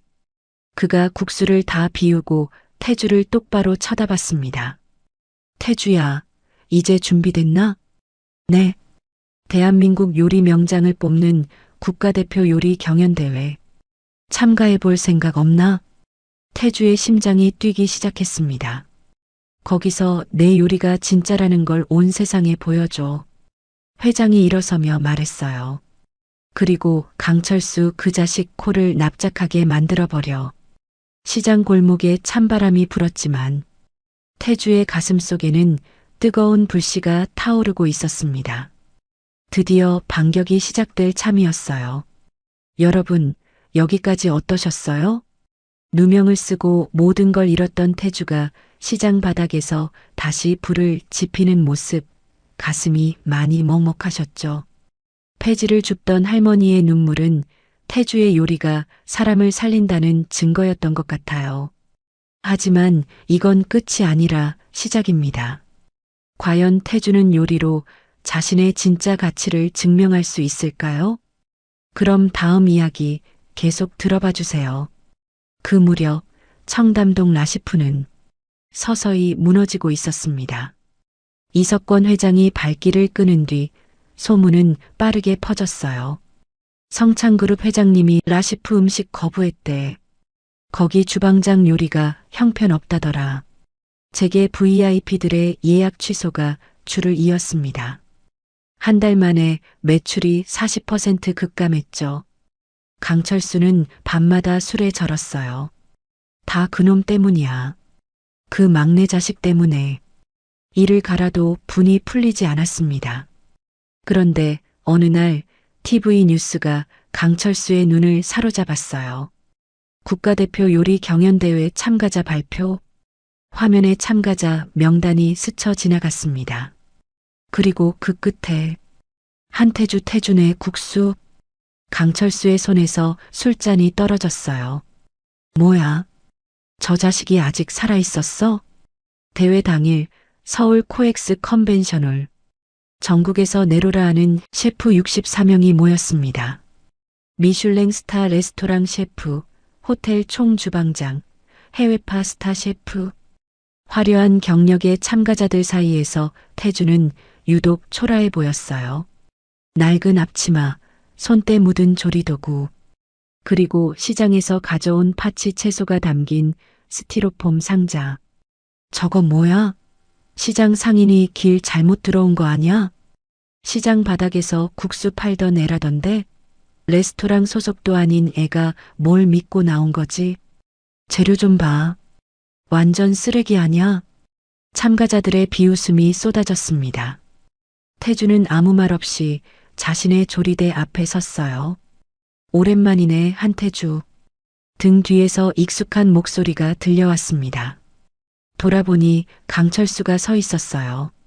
미슐랭 3스타 셰프의 위엄을 한껏 뽐내며 비싼 칼 세트를 들고 있었죠. 설마 그 꼴로 나한테 도전하려는 건 아니겠지?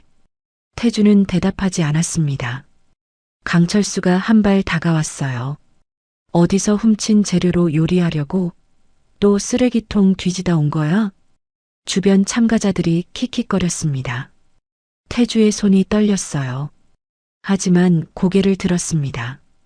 셰프님, 요리로 말하죠. 강철수의 눈이 가늘어졌어요. 그래, 요리로 말해주지. 내가 얼마나 보잘것없는지. 예선이 시작됐습니다. 제한 시간 2시간, 주제는 한국의 맛.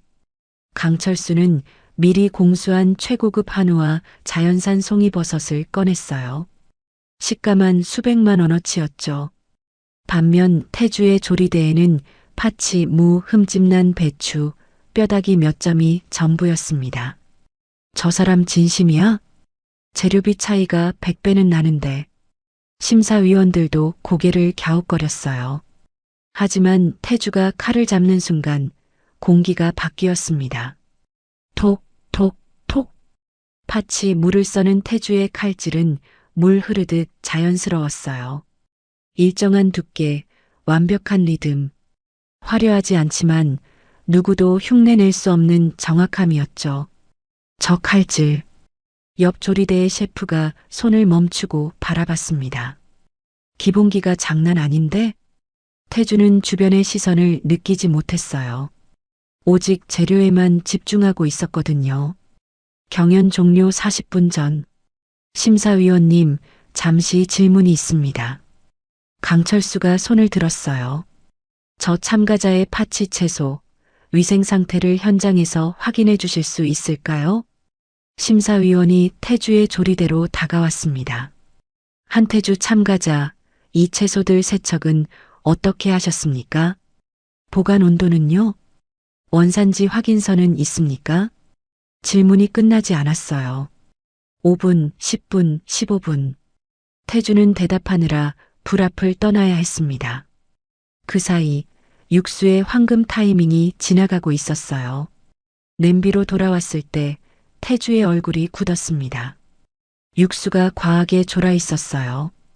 2시간 요리 시간에 맞게 정성껏 맞춰놓은 농도가 완전히 무너져 있었습니다. 강철수는 웃고 있었어요. 손을 댈 필요가 없었거든요.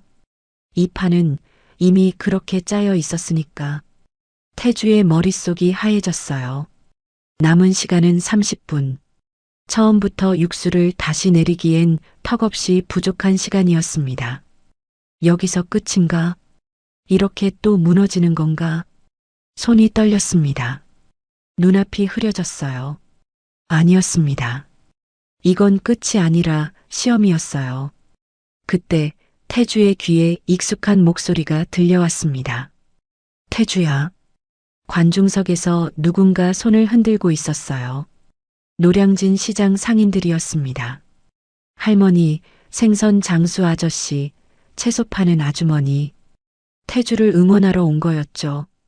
힘내. 우리 시장 대표잖아. 넌 할 수 있어. 태주의 눈에 눈물이 고였습니다. 그리고 문득 깨달았어요. 육수가 망가졌으면 살리면 되지. 태주의 눈이 대회장 한쪽에 놓인 공용 재료대로 향했습니다. 기본 제공되는 무, 대파, 다시마. 25분 안에 육수를 되살릴 방법. 태주의 머릿속에 한 가지가 떠올랐습니다. 졸아버린 육수에 다시마 급속 추출물을 더하면 감칠맛이 살아나고 무즙을 넣어 농도를 조절하면서 동시에 시원한 단맛을 더할 수 있어요. 처음에 완벽함은 없지만 25분의 집중으로 새로운 균형을 만들 수 있었습니다. 태주의 손이 다시 움직이기 시작했어요. 이번엔 떨리지 않았습니다. 나를 무너뜨리려고? 그럼 난 더 높이 올라갈 뿐이야. 불길이 타올랐습니다. 태주의 눈에도 냄비 아래에도. 강철수가 태주의 조리대를 바라보며 미간을 찌푸렸어요. 저 자식, 왜 웃고 있는 거지? 승부는 아직 끝나지 않았습니다. 예선 심사가 끝났습니다. 64명의 참가자들이 숨을 죽이고 결과를 기다렸어요. 1위 한태주, 점수 96점, 장내가 술렁였습니다. 2위 강철수, 점수 94점, 강철수의 얼굴이 일그러졌어요. 뭐라고? 내가 2등이라고? 믿을 수 없었습니다. 수백만 원짜리 재료로 만든 자신의 요리가 위기 속에서 살려낸 육수에게 졌다니. 심사위원장이 마이크를 잡았어요. 한태주 참가자의 요리는 깊이는 다소 부족했지만 놀라운 생동감이 있었습니다. 재료 본연의 맛을 극한까지 끌어올린 기술력, 그리고 무엇보다 심사위원장이 잠시 말을 멈췄어요. 먹는 사람을 생각하는 마음이 느껴졌습니다. 이것이 진정한 요리의 본질이 아닐까요? 객석에서 박수가 터져 나왔습니다. 시장 상인들이 환호했어요. 우리 태주가 1등이야. 거봐, 내가 뭘 했어. 강철수는 이를 악물었습니다. 저 자식? 반드시 결승에서 짓밟아주겠어. 결승전 전날 밤, 강철수는 어둠 속에서 전화기를 들었습니다. 김 의원님, 저 강철수입니다. 아, 강 셰프. 무슨 일이시오? 내일 결승전 말입니다. 제가 좀 부탁드릴 게 있어서요. 전화기 너머로 침묵이 흘렀어요. 얼마를 생각하고 계시오? 강철수의 입꼬리가 올라갔습니다. 위원님 입맛에 맞게 준비해놨습니다. 결승전 당일, 코엑스 메인홀은 인파로 가득 찼습니다. 전국에서 취재진이 몰려왔고 생중계 카메라가 무대를 비추고 있었죠. 결승전 주제를 발표하겠습니다. 심사위원장이 봉투를 열었어요. 인생의 한 그릇. 참가자 본인의 인생을 담은 요리를 만들어 주십시오. 태주의 가슴이 뛰었습니다. 인생의 한 그릇. 그에게 인생이란 무엇이었을까요? 버려진 것들, 아무도 거들떠보지 않던 것들, 그것들 속에서 찾아낸 희망. 태주는 알았습니다. 자신이 무엇을 만들어야 하는지. 경연이 시작됐습니다. 강철수는 화려한 퍼포먼스를 펼쳤어요. 프랑스 직송 푸아그라, 이탈리아산 트러플, 일본산 와규. 그의 조리대는 마치 보석상 진열장 같았죠. 역시 미슐랭 3스타답군. 저 재료들만 해도 1,000만 원은 넘겠어. 취재진이 감탄했습니다. 반면 태주의 조리대에는 여전히 파치 채소뿐이었어요. 바로 그때 강철수가 마이크를 잡았습니다. 잠시만요, 심사위원님들. 그가 태주를 가리켰어요. 저 참가자가 사용하는 재료를 확인해 주셨으면 합니다. 무슨 말씀이시죠? 저건 시장에서 버려지는 파치 채소입니다. 흠집나고 상처난 불량품들이에요. 장내가 웅성거렸습니다. 쓰레기로 요리를 한다고? 그런 걸 심사위원들한테 먹이겠다는 거야? 강철수가 목소리를 높였어요. 이런 재료로 만든 음식이 과연 국가대표 요리라고 할 수 있습니까? 이건 심사위원님들에 대한 모독입니다. 카메라들이 일제히 태주에게 향했습니다. 생중계 화면에 태주의 얼굴이 클로즈업 됐어요. 태주는 잠시 침묵했습니다. 수천 개의 눈이 자신을 바라보고 있었어요. 조롱하는 눈, 의심하는 눈, 비웃는 눈. 예전에 태주였다면 고개를 숙였을 거예요. 하지만 지금은 달랐습니다. 태주가 천천히 입을 열었어요. 네, 맞습니다. 이건 파치 채소예요. 장내가 조용해졌습니다. 흠집이 났고 모양이 예쁘지 않아서 버려지는 것들이죠. 태주가 못생긴 무 하나를 들어 올렸어요. 하지만 이 무가 땅속에서 자라는 동안 햇빛을 덜 받은 것도 아니고 비를 덜 맞은 것도 아닙니다. 겉모습이 다를 뿐 속에 담긴 생명력은 똑같아요. 그가 카메라를 똑바로 바라봤습니다. 저는 고아원 출신입니다. 버려진 아이였죠. 객석이 숨을 죽였어요. 남들 눈에 저도 파치였을 거예요. 흠집 나고 쓸모없어 보이는.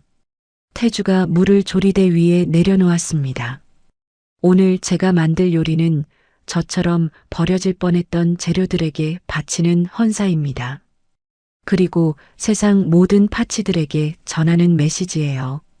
우리도 충분히 빛날 수 있다고. 장내가 고요해졌습니다. 그리고 누군가 박수를 치기 시작했어요. 1명, 2명, 10명.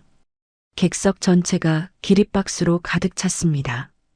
시장 상인들이 눈물을 흘렸어요. 저 녀석. 우리 태주. 생중계 화면에 실시간 댓글이 폭주했습니다. 파치 채소 셰프 감동.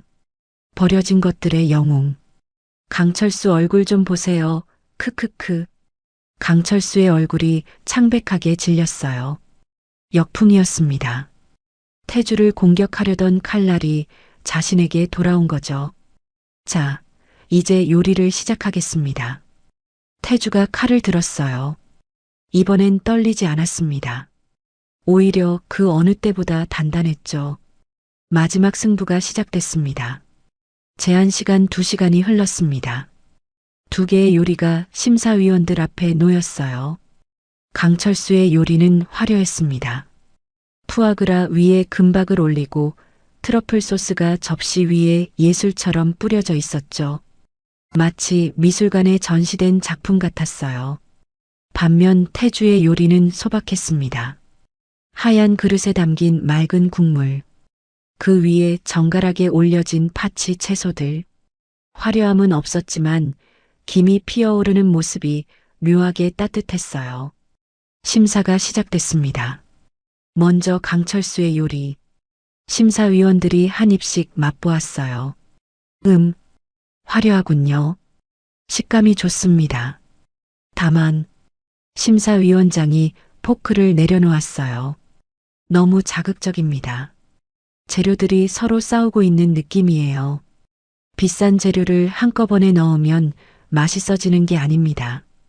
요리에서 나를 봐달라는 욕심이 느껴져요. 강철수의 얼굴이 굳었습니다. 뭐라고? 내 요리가 욕심이라고? 그의 눈이 김 의원 쪽으로 향했어요.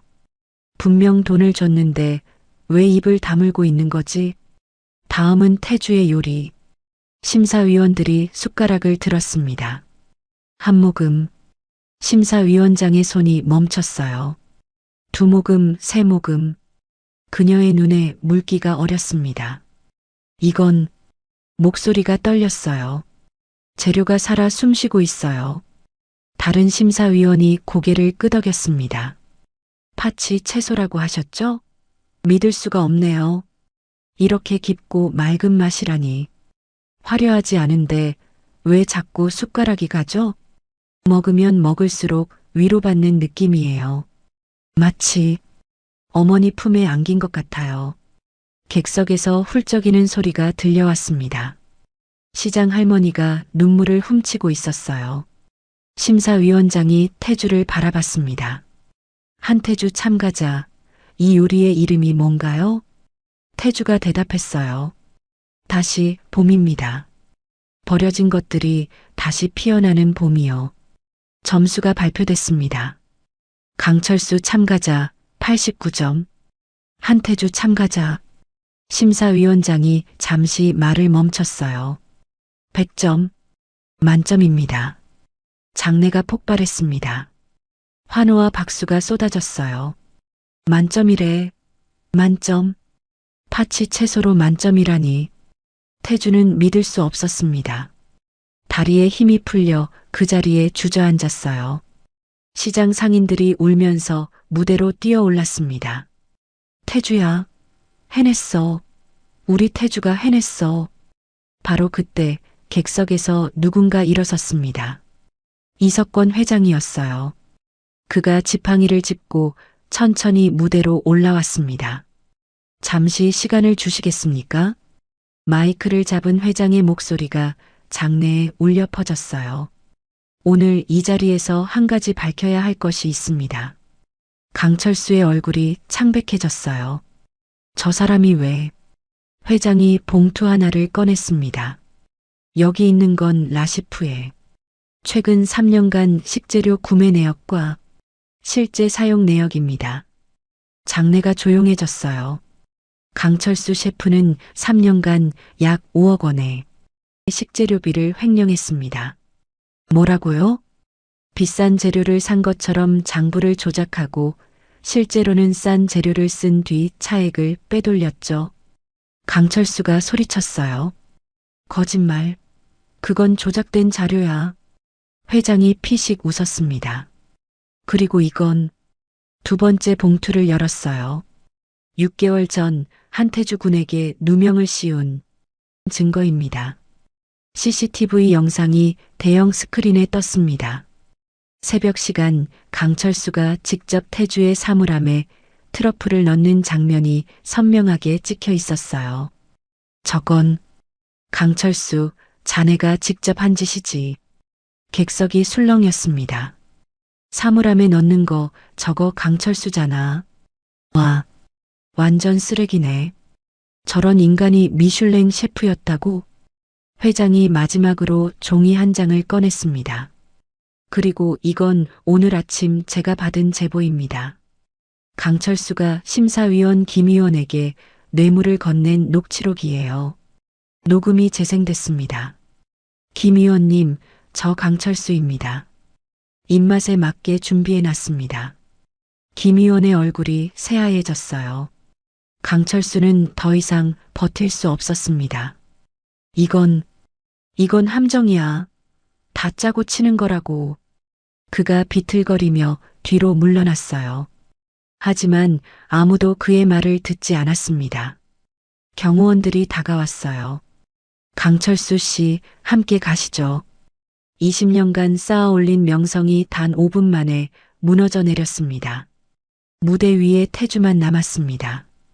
이석권 회장이 그에게 다가왔어요. 태주야. 회장님, 내가 누구의 도움 없이 여기까지 온 거 내가 다 지켜봤다. 회장이 무언가를 꺼냈습니다. 낡은 칼이었어요. 이건 태주의 눈이 커졌습니다. 원장 선생님께 받은 그 칼이었어요. 강철수 사무실에서 찾았다. 내 거지? 태주의 손이 떨렸습니다. 잃어버렸다고 생각했던 꿈의 조각. 이제 이 칼로 첫 요리를 해도 되겠구나. 회장이 미소 지었어요. 대한민국 최연소 요리 명장 한태주. 태주는 칼을 받아들었습니다. 손에 익은 무게가 느껴졌어요. 눈물이 흘러내렸습니다. 객석에서 시장 상인들이 외쳤어요. 태주야, 울지 마. 우리가 있잖아. 시장 바닥에 미슐랭. 우리 태주. 태주가 고개를 들었습니다. 그리고 활짝 웃었어요. 버려진 재료들과 함께 시작한 그의 여정. 쓰레기통 앞에서 피어난 기적이 마침내 세상의 빛을 본 순간이었습니다. 다시 봄. 태주의 인생에도 드디어 봄이 왔습니다. 여러분, 오늘 이야기 어떠셨어요? 버려진 식재료로 시작해 결국 최고의 자리에 선 태주의 이야기였습니다. 흠집이 났다고, 쓸모없다고 버려졌던 것들. 하지만 태주는 그 안에서 가치를 발견했죠. 겉모습이 전부가 아니라는 걸요. 혹시 지금 삶이 바닥처럼 느껴지신다면 오늘 이야기처럼 전하고 싶습니다. 그 바닥이 새로운 시작일 수도 있다고요. 끝까지 함께 해주셔서 감사합니다. 이야기가 마음에 남으셨다면 구독과 좋아요도 부탁드릴게요. 다음 이야기에서도 다시 만나요.